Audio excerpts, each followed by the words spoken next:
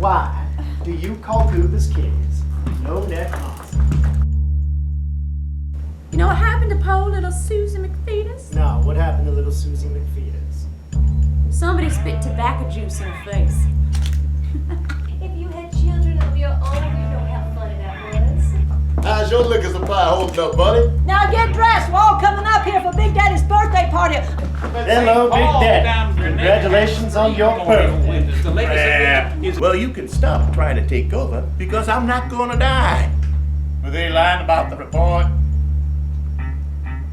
Did they find something? Cancer? Maybe. Margaret.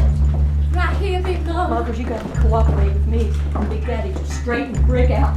Truth! What's so awful about it? I like it! You can't conceive a child by a man who won't go to bed with you. Oh, unless you think you're the... He drinks all day just to tolerate you.